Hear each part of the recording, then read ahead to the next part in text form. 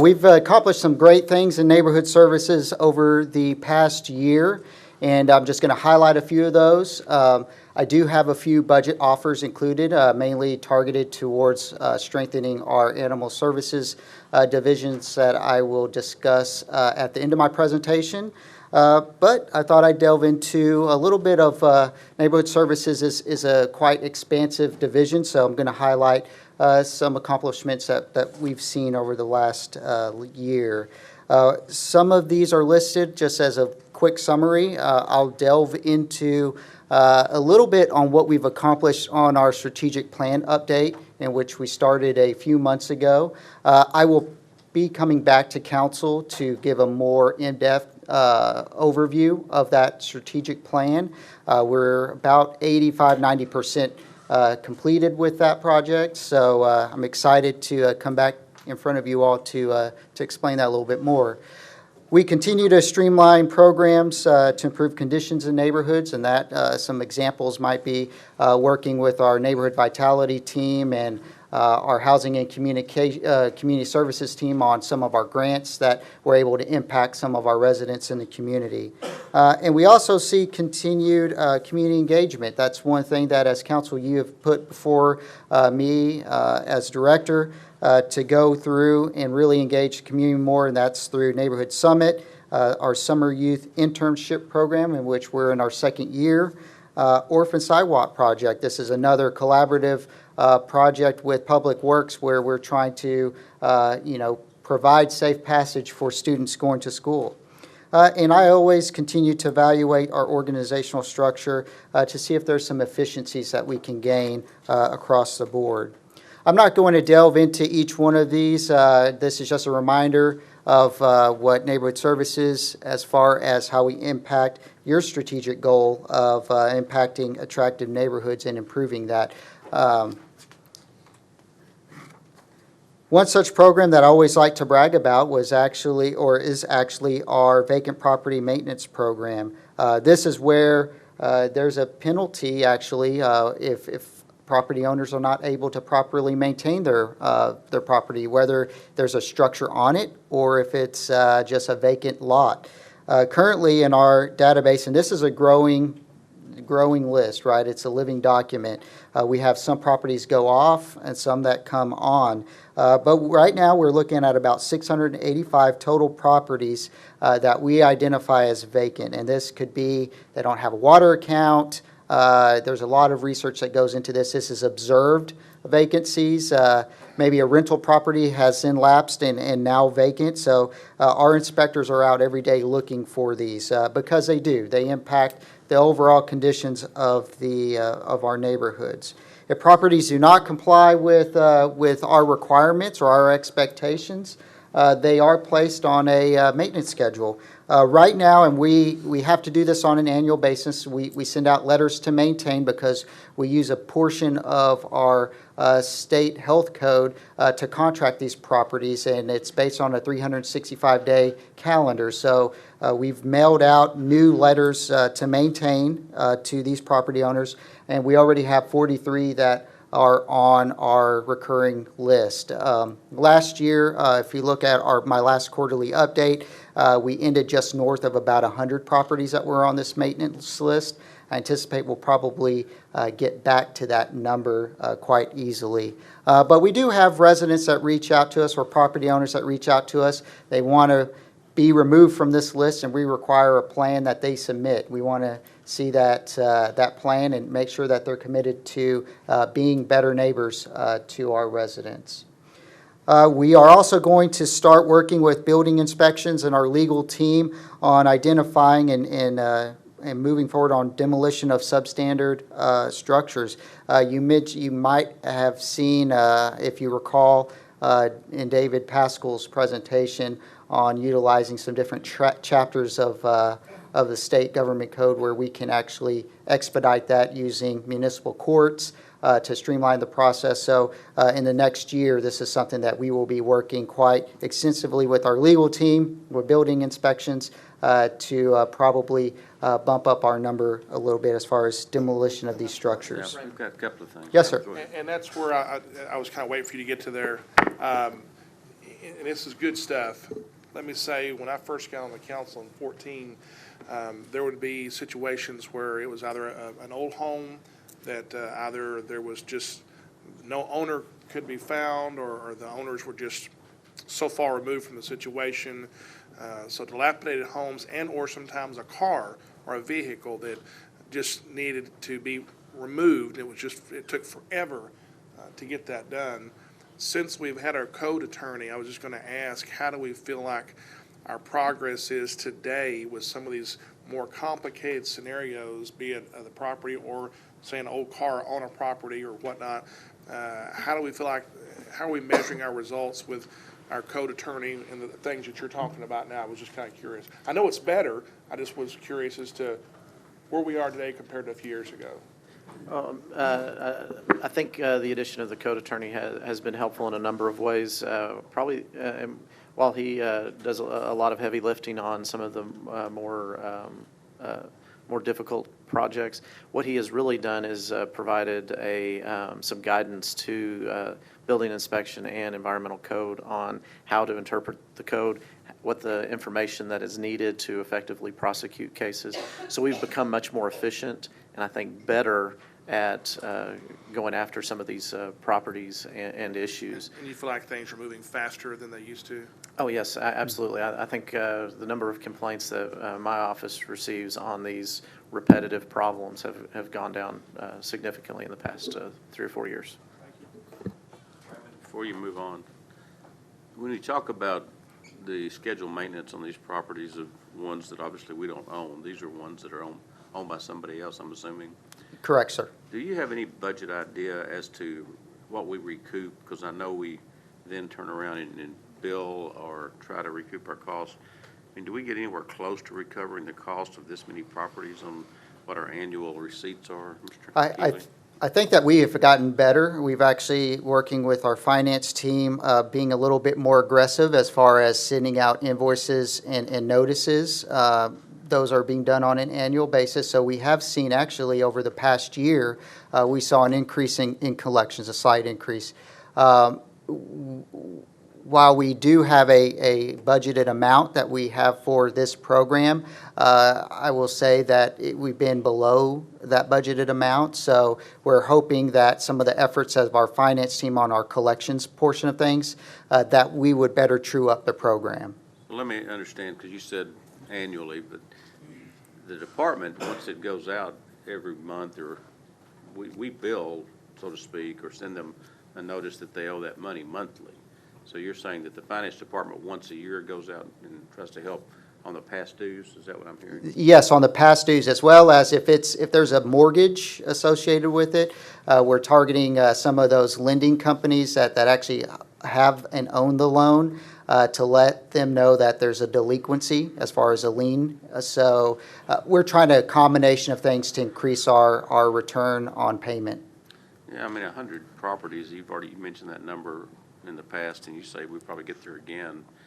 I mean, that's a lot of resources, and I would encourage us, if I don't know how, I mean, but more than once a year trying to collect those delinquents, especially ones that we have contact with owners and we know who they are and we can get in touch with them. Debbie. I think Debbie can Yes. provide the process. Well, one thing that changed, our new software in the tax office helped us tremendously in this area. So we are now able to send out those notices. But what Raymond mentioned about the mortgage companies, because if your mortgage company knows that you have a lien on your property, they'll pay that out of your escrow fund and take care of those. So we've seen a huge improvement over the last 2 years. Learn something Yeah. else.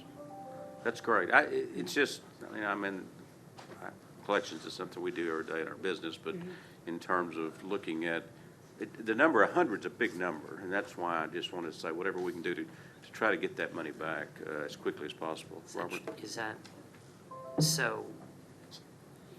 Is that typically for residential properties with mortgages where they pull that?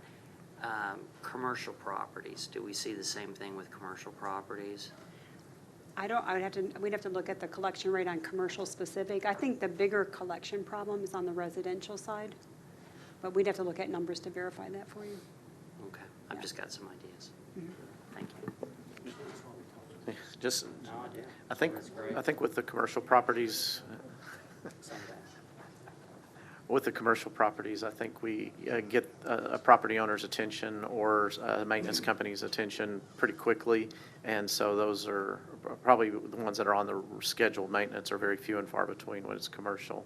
And one of the reasons when we started this program is we continue to run into properties that I would consider almost abandoned, that there's been a death in the family, and kids that own the property are out of state. It's out of state, out of mind, and they're just they're not going to do anything with the property. So that's where we're stepping in.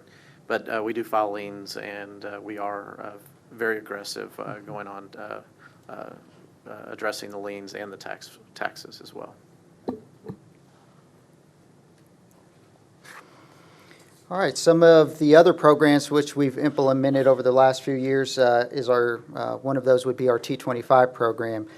This is actually our lead in the city manager's office is Mr. Chris Sanchez, as far as helping organize all the different departments that are part of this task force. There's just some quick statistics up there as far as where we're at today. We do see on an occasion where properties are brought into compliance when they're put under the microscope. So we find that this program is successful. You can see some of the quick all-time numbers where it's led to demolition of 12 structures. I think that that's a good item to highlight. We've also, the removed properties is again where we've had properties that have really come into compliance over the time of the program. So again, I think Chris has an update that's coming out soon that you'll be able to delve a little bit more into this information. One indicator as far as, again, that I like to always show to you as council is the efficiency of staff, right? If I get an additional resource such as an inspector, I want to show that we're maximizing that person to make sure that we are addressing needs of our community. You know, we continue to see efficiencies as far as implementing of our new software as well as policies. We have a new environmental code manager that is really monitoring the work output of our employees. So we continue to see some improvement as far as how long it takes for us to start and resolve a code case in our office. So this is something that we do strive to do a better job from year to year. So I'm always glad to see that we're making some improvements.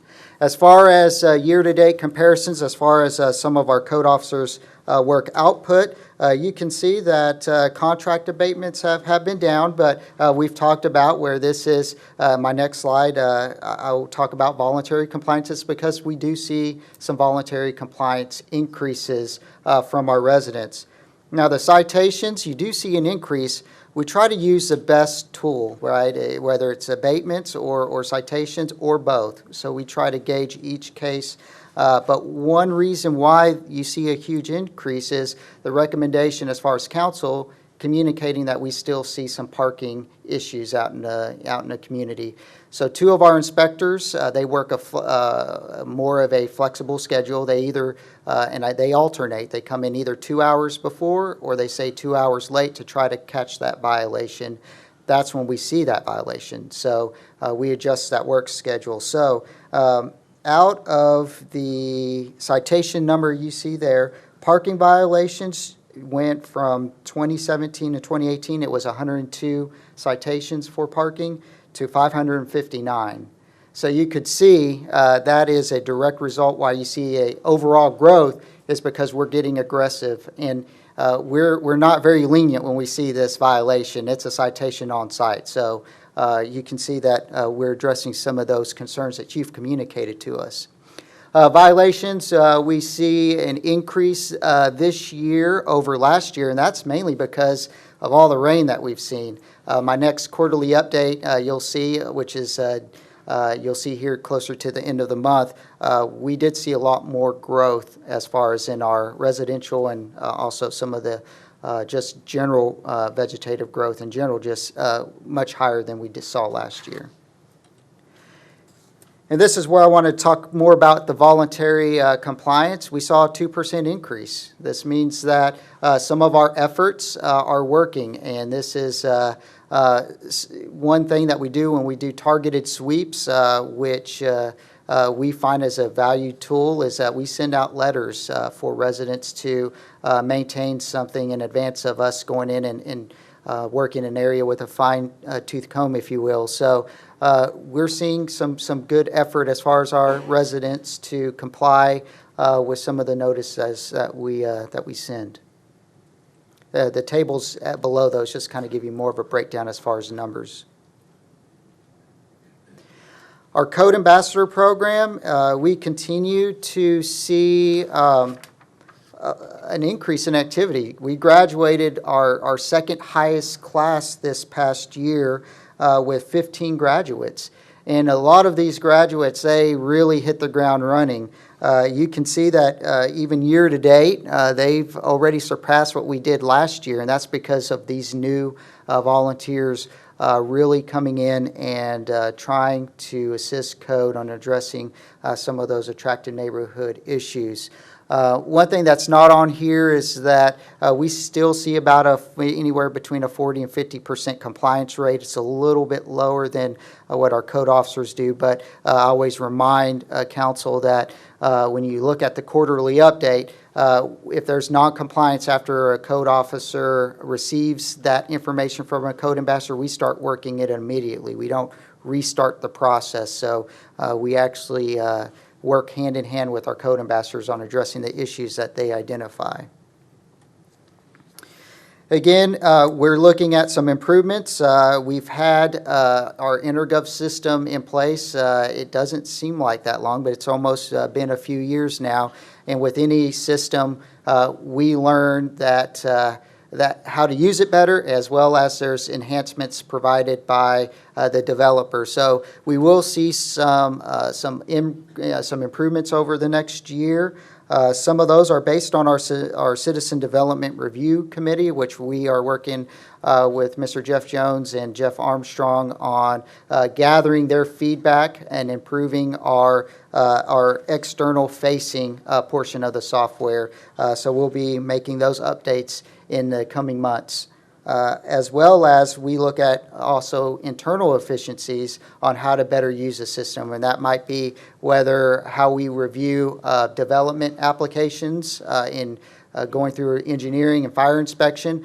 We always look at ways at how we can improve and use those tools in place. So be looking for some big improvements over the next year as far as our front-facing portion that the citizens see.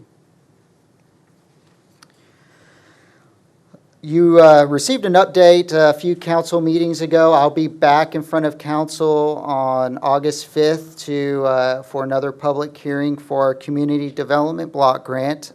So I thought I'd just provide some additional information as far as a few of these line items.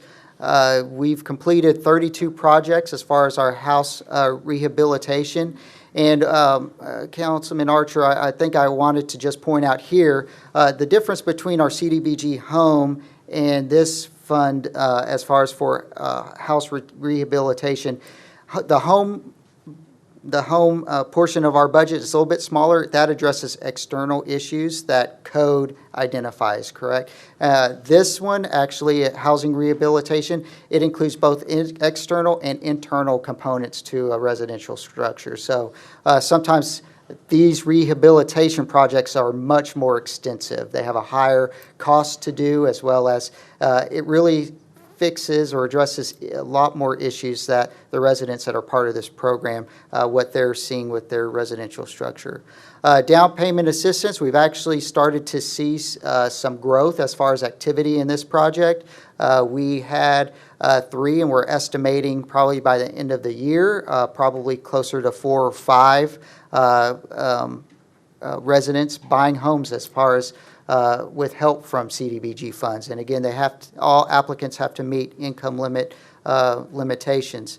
Our orphan sidewalk program, I will actually, in my August 5th update, I'll have some maps for you. I believe that that's one thing that council asked, where the CDBG areas are, as well as where some of these orphan sidewalk projects are being planned. So I will include those, as well as go over some of those areas with you in my update in our next council meeting. Our summer youth internship program is going strong. We're a little bit past the halfway point, and we're excited to continue to grow and work with the youth of and potentially future employees of the city as far as that program's concerned. Neighborhood vitality, just some quick. Yes, sir. Before you jump into that, on CBDG in general, I had a nearby church recently who has a food pantry ask how could they apply to participate in this. What's should I just have them contact you, or how does that process go? Sure. They could contact me. What we do a call for projects, and there's actually an application process where these social services can submit an application. Now, again, remember there's these different pots of money as far as, and there's some caps. So for programs like that, we try to fund what we can with the funding that's available. But we do have essentially a call for applications, and any nonprofit organization is encouraged or can apply. So who should they contact? They could either contact myself or Aurora Bueno, who's the manager of our Housing and Community Services. She oversees the day-to-day activities of this. So either one of us would be happy to communicate that date. Thank you. Mr. Archer, I believe that process starts in January of each year. Okay.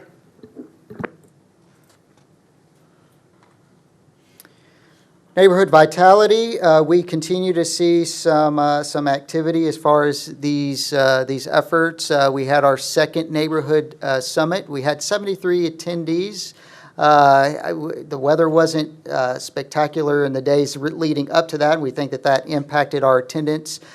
So we're hoping for better weather and for a successful event next year. But again, the efforts of Yolanda and Carolina are to train neighborhood leaders.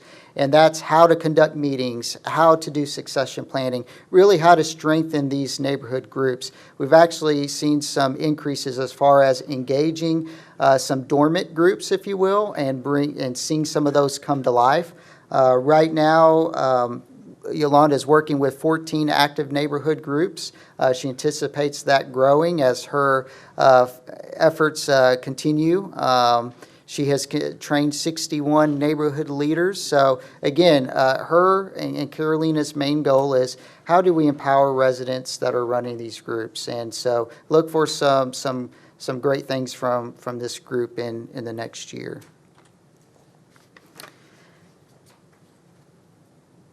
Some things that, again, that they provide are we've actually cataloged all of our neighborhood groups. You can actually, on our website, we have a PDF map that you can look at all these different neighborhood groups. So it was very interesting to see everything visually.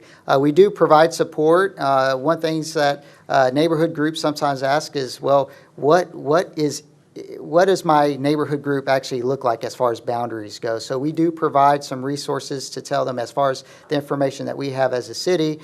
These are the boundaries of your group. So we do provide printed materials for those neighborhood leaders so that they can go out, recruit, and engage residents within those areas. Our national night out, we saw some increased participation. One thing that Yolanda didn't mention on helping me is, as far as this slide goes, is that she works really hard with some of our corporate entities in Mesquite to look at and look for giveaways for some of these neighborhood events, so that whether it's a raffle or door prizes, Yolanda's actually helped with some of these national night out activities and found some materials for residents to kind of get them in the door, if you will. So those are some additional assets that she provides. One big program that Yolanda is in full swing right now is for addressing Mesquite Day. This last year, we saw our 1,000th home project done as far as AMD. We had 64 volunteer groups, which equated to about 1,300 volunteers, and that is great. That is something to brag about. That is something that we can point to that shows that we have residents and groups in our community that care and want to help their neighbors. We're looking at a even larger year, since this is going to be our 15th year. We're planning a recognition event. You can look for details in the coming weeks as far as some of those planning efforts go. But we are right now looking at about 295 applications that we've received to date, that we're actually going out and looking at and looking to see which of those projects we will tackle for the next year. We will be shooting for around 100 projects, so you can see we're a little bit behind, which isn't uncommon for this time of year as far as volunteer group commitments. So if you have groups that are interested in your council areas that are interested in getting active, please contact Yolanda. We'll put them to work. Some of our activities in animal services, again, I mentioned the start and revision of our strategic plan. And you can actually see an increase as far as across the board the data that we collect, some improvements. Since we even started strategic planning, which 2015 was our first year as far as putting a plan in place. So again, the strategic plan update, I can delve a little bit more in some of those increases. But we identified 5 strategic goals, and we pushed our committee to the limits. And I think that our staff is going to be quite busy trying to meet these strategic goals over the next 5 years. That is the target as far as time frame that we identified as a group, that it would be a 5-year strategic plan. That's not to say that we wouldn't update it as we continue to make some accomplishments, but we wanted to look at some of our long-term planning efforts. So we did a good job as far as when we started the process on looking at short-term to kind of those medium-term goals. And so, again, we wanted to look at some lofty ones that do also have some funding portions tied to them. So again, we wanted to give ourselves a little bit as far as planning and executing some of those goals. Our save rate, as far as July, we are at 23 consecutive months for our save rate being 90%. Last month, we actually finished at 93%. So again, our staff is working tirelessly to make sure that there's some live outcomes and that we find homes for I call them guests, but our pets that come through our front doors. We also saw our unattended tethering ordinance go to full effect October 1.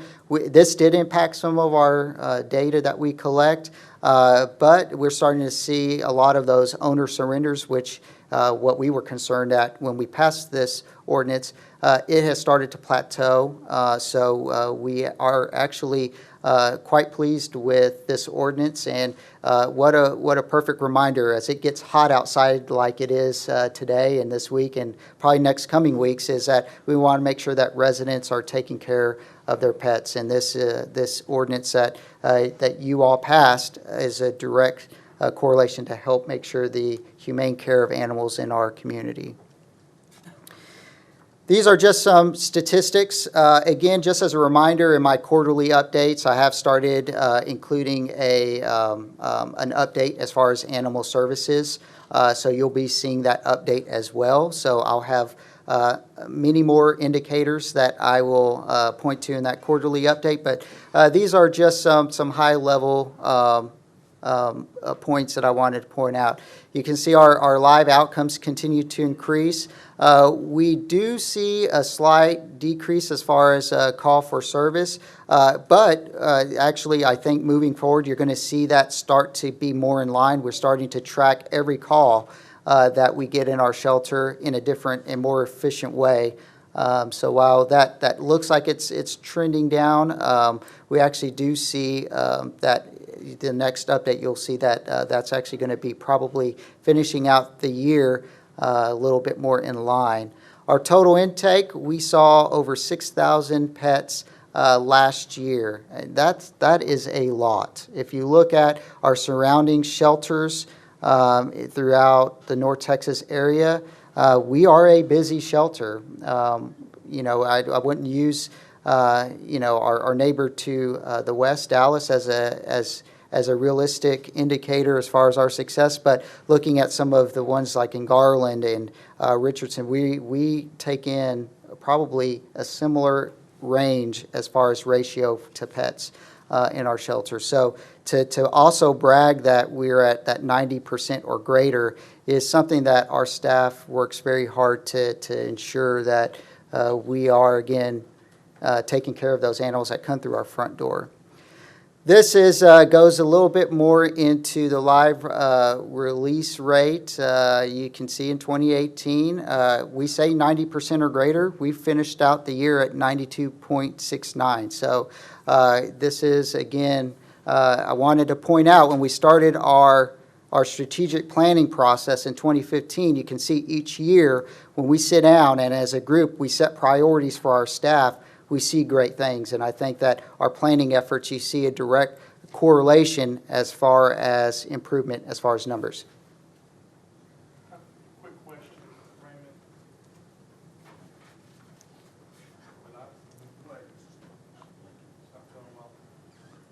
So, and I know we're working very hard on the live release rates and doing good work there. What are our goals for this next year when it comes to just addressing loose animals in neighborhoods, primarily dogs, and evening services when oftentimes a police officer may have to go deal with a situation with a dog, which we don't want that to happen more than we have to. What's our goals for the next year to try to expand that a little bit if possible? Sure. So our short-term plan would be that we would have a more flexible, when I say flexible, we would work outside the normal hours of the animal shelter. So that is something that we've identified in our strategic plan as an item to address the hours of operation, not only of our shelter, but also of our staff. That would probably be one of the first goals that we would try to tackle as a group to make improvements. I think that with our staff, with our current staffing levels, that's a bit of a challenge, but I think that we haven't seen quite the vacancy rate as far as positions go that we've seen in years past. So when we are fully staffed, we can actually have officers work till about 7 o'clock. And Gene has a model already that we have played around with. Now, when we lose staffing or a staff member goes to another community or finds another job, right, and it impacts our overall output as far as work goes. So then we have to just go back to meeting our calls for service as they are now. But we do have some planning efforts in place, not only the strategic plan portion of our efforts, but also as far as when our staffing plan, when we're fully staffed, on making adjustments to address those proactive, I kind of use the same lingo from code where we're out there being proactively looking for those at-large animals. And that's good because, and I know you would agree, just a few pages back as we're talking about neighborhood conditions, especially in a lot of our older neighborhoods, the loose animal issue is part of the overall degradation of the neighborhood. It ties in with code issues. It ties in with infrastructure issues and things like that. Because as we know, they get into trash and tear those things up, and it's just an overall kind of a dismal feeling for the neighborhood. So sure, and that's one of the beauties of having neighborhood services as an umbrella department, where you have code and animal services working on the same team. And on a regular basis, they communicate over radio. If they see issues, then they let each other know the issues. And then we've actually found some situations, some code issues by our animal services officers communicating with code. So it goes both ways, and as a team, we work together as far as addressing some of those. Well, and I know also, just in working in my district the last few years with different neighborhoods who would have a surge of issues, I know that sometimes the communication from the resident is very critical too, because if they're not giving you pinpointed, detailed information, it's kind of you're just looking for a needle in a haystack at times. So we probably need to keep communicating better and educating our residents on the communication part with y'all as well. Sure, and I'll go over just real briefly. My next slide is actually our strategic plan, what our recommendations are. I'm Another sorry. question over here, Mr. Casper. Just whenever we have a good flow. Raymond, I did have one question that related to the discussion we just got of.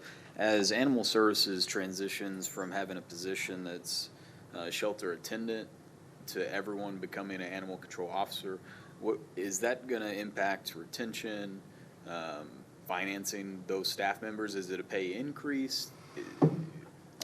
What's the implication there? Right, so I believe when we first looked at this with the city manager, it's actually not a huge impact as far as budget, as far as converting everybody to animal services officers. But what it does for us is cross-training. It improves our ability to ensure that we're providing the same level of service every day. I'll give you an example. We have 3 kennel attendants now.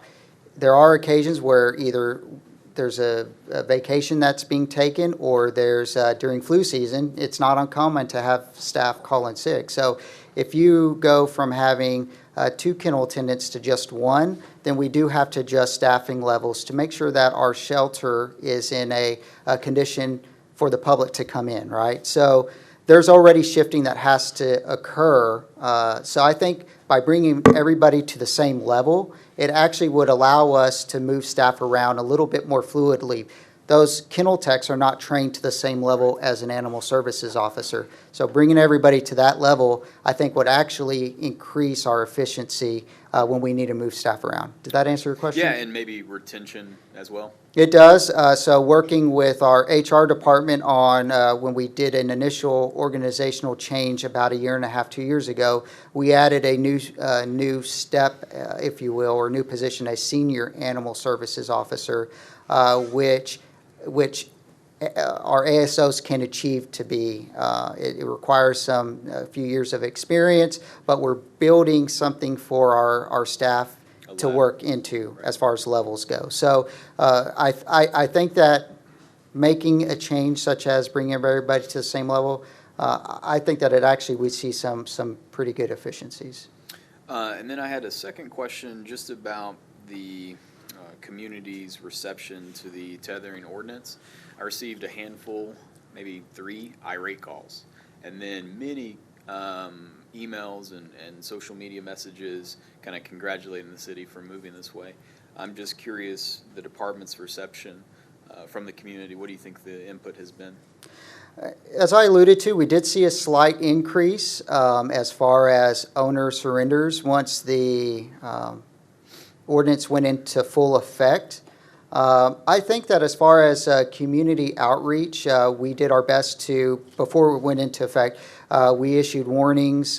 We also had worked with our communications and marketing division on getting the word out to the community to try to educate before we started writing citations or moving to higher escalations of enforcement. So I think that those efforts paid off. I will say, as far as what we hear today, I think that from our rescue partners, we actually, the legislator was working to almost mirror our program to statewide.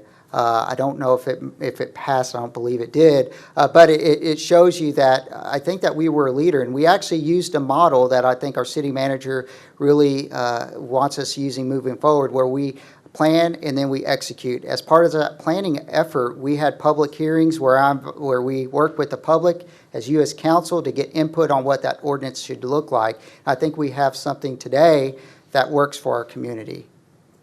Right on. And then my last question for now is 3 slides back, we used some language under the major accomplishments as save rate above 90%, and then this 2 slides forward, we're discussing live release rate at 93%. Are those synonymous terms? Is there a difference?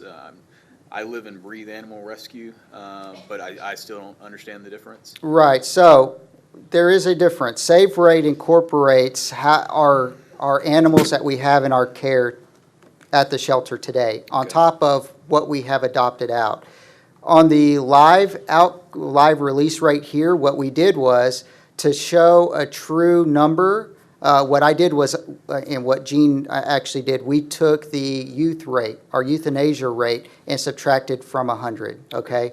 So this gives a pretty good picture. They actually, once you do that, they line up pretty close to one another. But shelters, this is something that we talked extensively as far as our strategic planning group and our advisory committee discuss how we communicate our success as far as this number goes, because they are different and there is no standard. I think that we did some research to see what other shelters use as far as a indicator, and to get to that number, it's different for each community. But this number, essentially what we did was we took our euthanasia rate and subtracted it from 100 to give us what you see here. Okay, and these charts are apples to apples, like we've done that calculation the same? They are more apples to apples. Okay. I At was. least for us, not to other communities, but Right. we define this word. I did gather as part of the process, some of our surrounding shelters. I didn't include their numbers on here because it is such a sensitive topic,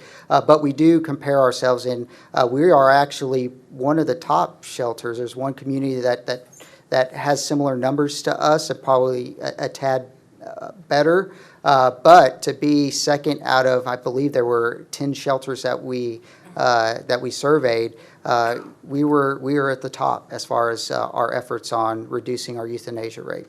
Great, thank you. And just briefly, I know I've been a little bit long-winded. You'll see more of these as far as in the future, in the coming weeks. We are, as a group, identified to achieve or sustain a 95% save rate. This kind of made me nervous, but we wanted to set a bar for us to shoot for. So that is something that our strategic plan included. Expanding the animal shelter and increase capacity for impounded animals. Our third goal would be to develop and implement a community education program. I think that answers some of the questions that we've had.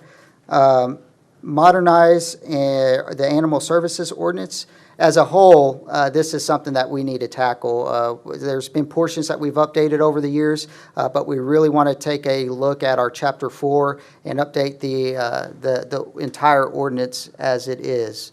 And then also evaluate and align staffing based on demonstrated need. This is another goal that we have. Raymond, on the number 2, by expanding the animal shelter to increase the capacity of, will that also, I mean, is it because we're getting more and more dogs and cats and everything there? Or will, by doing that, will that also give us room to take a little bit longer before we do have to euthanize an animal? We could keep them longer because we have more space? It's a combination of both, yes, sir. Also, one thing you didn't mention that it does include is the expansion would also, our community continues to grow. So as we have more residents, we're going to see more pets. So everything you mentioned, and then in addition to that, would be factoring in growth of our community. All right, thank you. So some of the, I have 3 budget offers that were submitted. One was to provide a animal services dispatcher and office administrator. This person would work Tuesday through Saturday. This would be our customer service improvement as far as what the underlying highlight, what it would achieve. The budget amount is $51,107. Animal services officers, we had made an offer to increase our staffing by 2 for field services. This included additional equipment and training in addition to those staff members. This would, Councilman Archer, address some of your issues on providing longer or different hours in which staff works. This would be something that would help us achieve that. As you can see on the program highlights, it would provide evening hours and then also coverage, expanded coverage on our Saturday schedule. The third is an architectural and feasibility study for animal services. This would be the first step as far as looking at what we have today and knowing what we need tomorrow. You will see on the capital improvement, our 10-year, as far as planning efforts go, expansion of the shelter was included in there. Before we get a realistic number, we need to do an activity to see what we need. So, without further ado, do you have any questions that I might be able to answer? I've got a couple, Mayor. On the neighborhood vitality, on that position, on the vitality manager, on the work that she does, if we don't already, I'd love to see us have some goals and some requirement for measured results each year. When I say goals, for example, this year we'd like to see this X number of new neighborhood/crime watch leaders developed, brought into the system, and or block captains, volunteers, something to where we're seeing some growth in specific neighborhoods each year. I'd say specific, really any. There's a number of neighborhoods that don't have any representation at the moment, so I'd love to see us talk about that, set some goals on those things, unless you already have something in place like that. And the other thing is, and this is not necessarily, it doesn't have to necessarily be a budget item, but I think this does pertain to long-term neighborhood services and neighborhood vitality, and that is, and I've talked about it before, I'd love us to at least have a dialogue each year about what could we do eventually for some of our older neighborhoods to provide them some type of signage, just like you see in Creek Crossing and other areas where it says, welcome to Rollingwood Hills, or welcome to Edgemont Park, or welcome to Casa View. We might even get some of our corporate community friends to help sponsor those things, but to give residents in those areas that sense of self-identification and sense of place, I think would go a long way. So I think that's very pertinent to neighborhood vitality. Sure.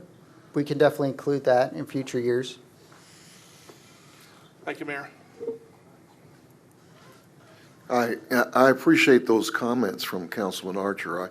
I think neighborhood, I was going to ask you about neighborhood vitality as well, but I believe that helps our citizens tremendously in feeling safer in our community, and knowing that neighbors are getting to meet each other and that they're leaders in their neighborhoods. My question was going to be about the summit that we have, and what are the plans to help increase the attendance, and because I know that January can be a real iffy month as far as wanting to go after that, and is that what we're using to go after more leadership training for those neighborhood leaders? And also, do y'all see ways that we can escalate training more leaders? I noticed we have 61 leaders that were trained and 14 active groups, and ways that we can see more groups get active somehow, because I like the idea that you have the map going on and mapping all the neighborhoods. Are you mapping the active neighborhood groups as well? You're mapping Yes. that? And so anyway, I just wanted to hear your comments about that as well. Sure. So the neighborhood summit, we learn from year to year, correct? So this past year, we offered different tracks as far as offerings for attendees. So I think that we're continually looking at that program to see what is the best benefit to those that are attending. So we start the process of planning for that event after addressing Mesquite Day. That event does take up a good portion of Yolanda's time as far as AMD is concerned, and making sure that in October we have a successful program planned. And we start then, after that concludes, stepping into our neighborhood summit. So we definitely will look at maybe time of year. Maybe there might be some tweaks. I think what we try to do is look at a date that doesn't compete with already other community events. But we would be happy to look at any option that we might be able to increase those that attend. I think that as far as the number of folks that we've trained, sometimes we've trained some of our larger areas, like let's use Creek Crossing. We have quite a few folks that we've trained. We've also trained some folks that are in those dormant areas, but you can't have a neighborhood group with just one person. So we're still working with those neighborhood leaders that we've identified and who we've trained on how to go out and recruit other peoples to bring those into the active, or what I would consider an active group. So then we have to be more hands-on then as a city with those single individuals to go out there and get after their neighborhoods, doing that actively. Is that what you're seeing, that providing city people to do that with those leaders that have been designated for the neighborhoods? Or how are we going to go about that? Sure. So we provide resources, whether that's police departments sending some of their community liaisons. I forget the exact title off the top of my head now that you asked this, but we send police department. We've seen Yolanda and Carolina. Carolina brings also a unique skill set in that she's trying to work with some of our bilingual neighborhoods and engaging those that have a higher Hispanic population. So I think that it's a combination, right? I don't know if the city can ever provide enough resources unless there's the buy-in from the residents. So it's a balancing act of providing the right amount of resources versus at the same time not only working with our residents to kind of pick up the baton, if you will, and running with it. But we also work with our elected officials. If y'all have folks that you think would be great leaders, send them our way. We want to grow, as Councilman Archer indicated, and that's a great suggestion as far as providing some goals. We do want to increase the number of active groups that we see throughout our community. If I can piggyback on that, Councilman Allemine, I'll just, if that's okay, Mayor, I'll express that, you and I have partnered some over the last few years in helping each other in our districts recruit and develop some folks. I think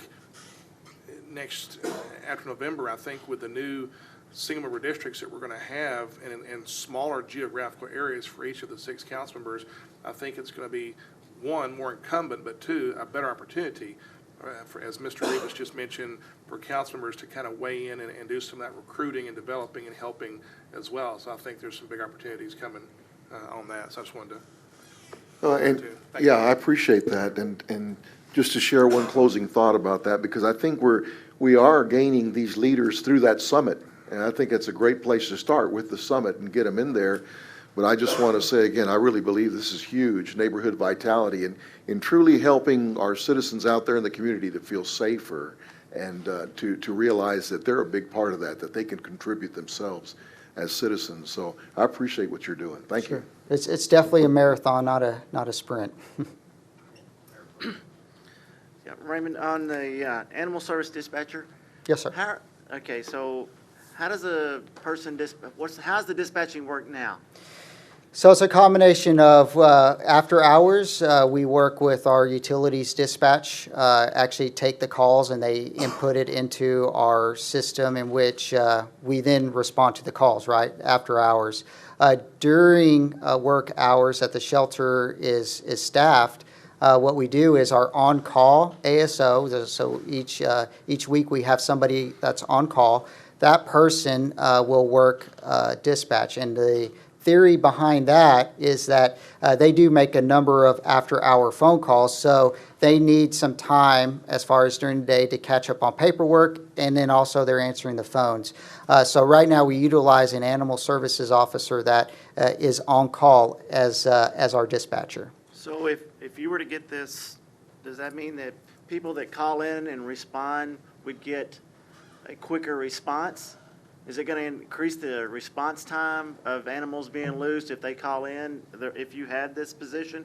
I wouldn't necessarily say that it improves response time. What it would do is that it would allow us, again, I have an ASO filling that role. If I have somebody that is a full-time dispatcher, then that gives me another ASO to put out in the field. So you probably would see some efficiencies, but the primary goal would be in that, one, we have increased visibility. Right now, our new supervisor is doing a good job about staff allocation, so we have a north side of town, south side portion of town that we work, and having and moving towards how our police department operates on, we don't have beats or anything like that, but we're trying to maintain staff working in similar areas. That way they're familiar with the properties in which they see every day, so they can see issues if they present themselves. So I think the dispatcher position would allow us to put an additional staff person out in the field. So that would be one of the big primary benefits of that budget offer. Thank you, sir. Mayor, I'd like to tie into Mayor Pro Tem's question.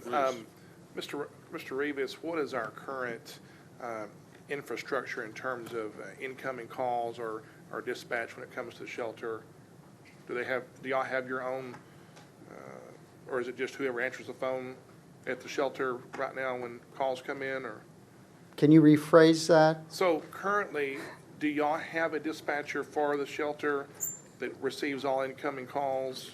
That animal services officer that's on call, they're the primary person that answers the phone call. When you see and walk into our shelter, there are phones on the front desk, and those do ring. But our staff that's working the desk, their primary role is to help residents that are there in front of them doing an adoption and that type of thing. They'll answer the phone if there's no residents around. So we use a combination of both the dispatcher and our front staff to answer the phone. Okay. And So I believe- So you do have a dispatcher at the shelter? Through the animal services officer that's on call. Okay. That's what we refer to as our dispatch They position. multitask. We're pulling an officer that could be in the field or working in Gotcha, the yeah, shelter. that's fine. To sit at that desk. And just to provide a larger view, we've previously briefed you that we are implementing a new work order system in the city. And this new system will include animal services. So we hope that citizens have the ability through their phone or through the internet can not text, but email or fill out an online submission to us for work orders. In addition, we're looking at efficiencies in our field services to better staff our public works dispatch and have that public works dispatch be the primary call takers, and to where we're not needing to have one person in animal services serve as a dispatcher. You'd have 3 or 4 in public works dispatch taking the primary phone call and then entering a work order into our work order system that gets distributed to an animal services officer. So we're looking at different ways to do this a little bit more efficiently. Another thing is we're trying to combine payroll and administrative responsibilities in different divisions as well.